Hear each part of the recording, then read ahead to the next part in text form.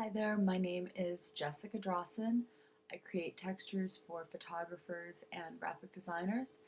And today I'm going to talk about how I edited this photo of this little girl. It's a close-up photo, which can sometimes be a little tricky to add textures to because you don't want to have a lot of texture over the skin tones generally. Sometimes there's an effect or a vintage look that you want where you would leave it over the top of the skin tones, but that's not my vision for this particular photograph today. So, what my vision is to really play up her coloring, her golden hair, um, these beautiful hazel green eyes, and the backlight effects. So, in this instance, I'm going to grab this texture, called it Twinkle.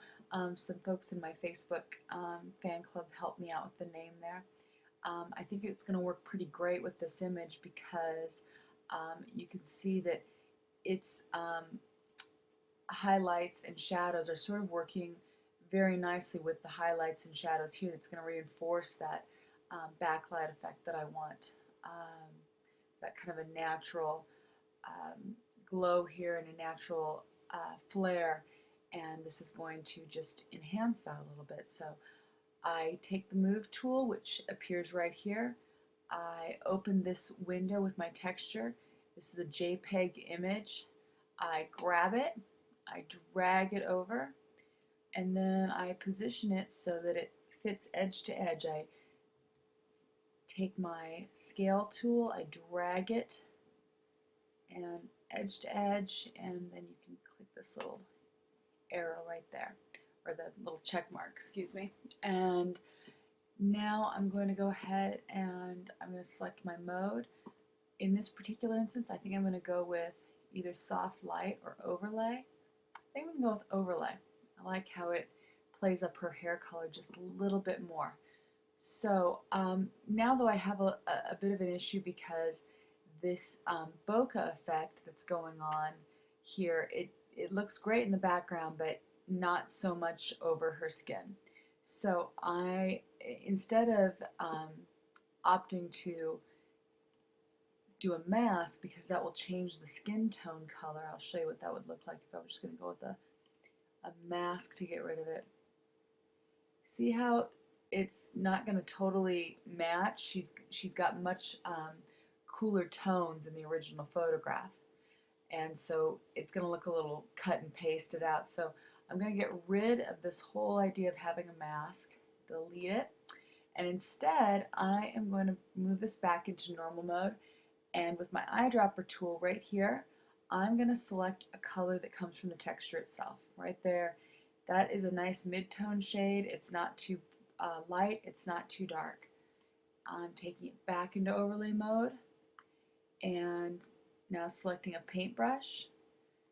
I don't quite want it at 100%, let's put it at 50%, and I'm going to paint right over the top now of her skin. Here we go.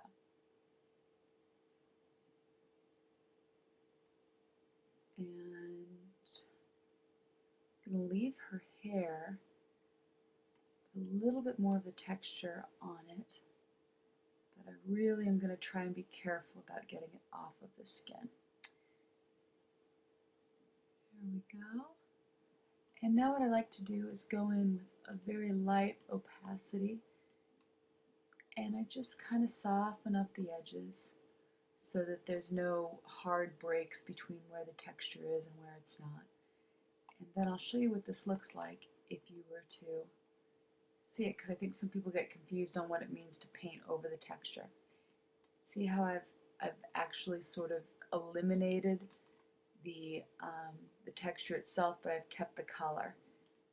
And I'm just double checking to make sure that I didn't leave any gaps right now, going over those areas that I think might be a little too contrasty with the detail, getting rid of it. Alright, I'm satisfied. I'm going back to the original mode, and I like it. I do have a concern though that it feels a little too yellow gold, and I want to add some contrast here. So The best way to add contrast is to go with something that's a complementary color. So on the old color wheel that we had in elementary school, complementary color of orange is blue. So I'm going to go with this texture, which is called Harbinger. I'm selecting it. I'm dragging it over again with my move tool. I am positioning it.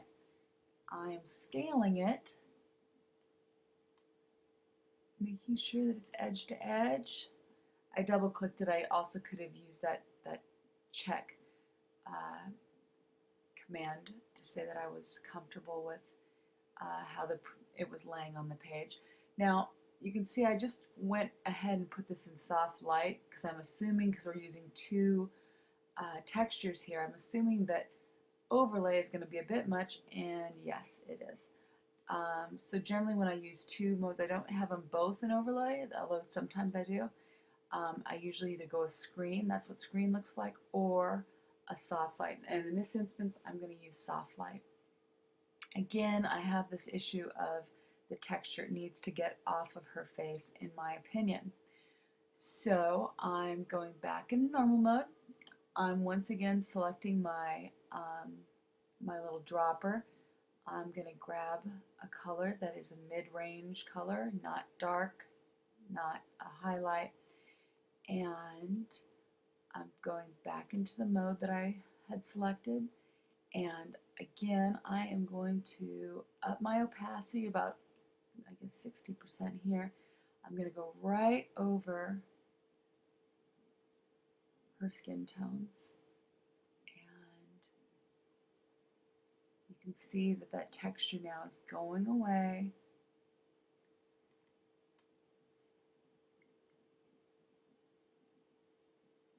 I'm leaving it be over her hair. I'm going to lessen it a little bit, again, just kind of blend it.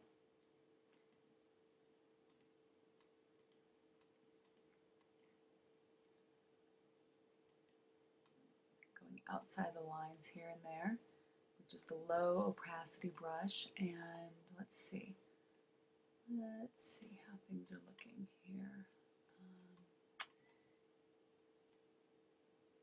Double check. Yeah, I'm doing a fairly decent job of getting it off. There we go. All right.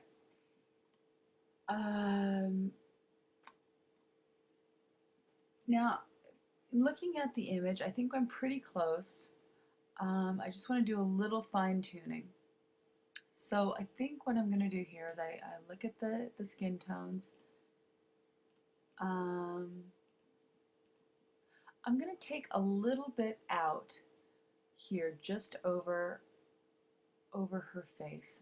Again, I like the idea of adding a little contrast. If she's a little less golden in her skin tones, there's room for me to add contrast by having her fully golden, if you will, in the eyes and in the hair. So taking just, tiny bit out, less than, right around 20% out of these skin tones.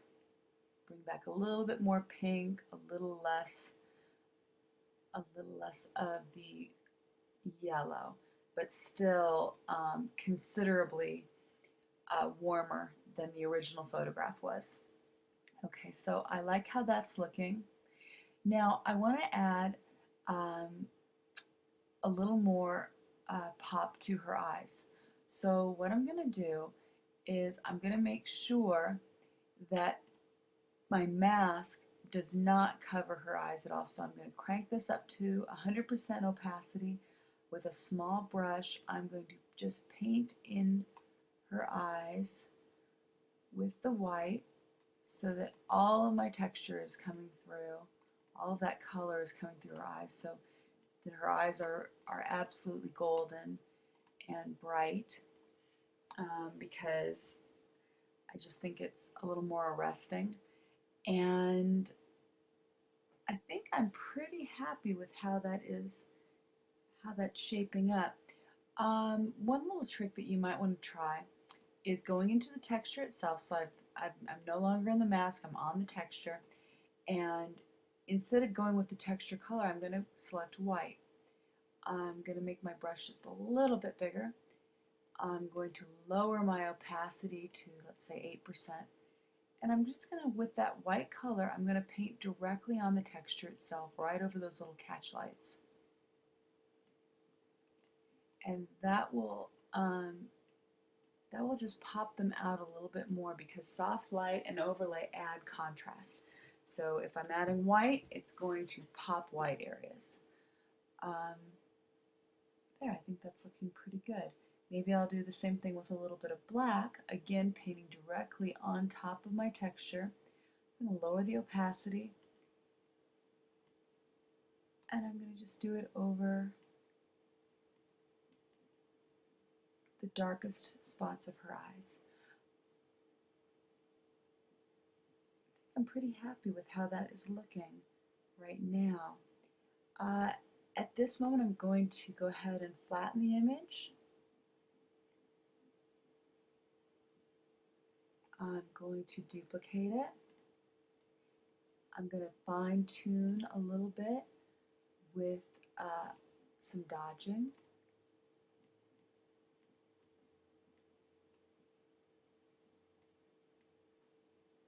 Really basic stuff here. We're not going to do any major Photoshop heroics to this image, but a little bit of dodging, a little bit of saturation.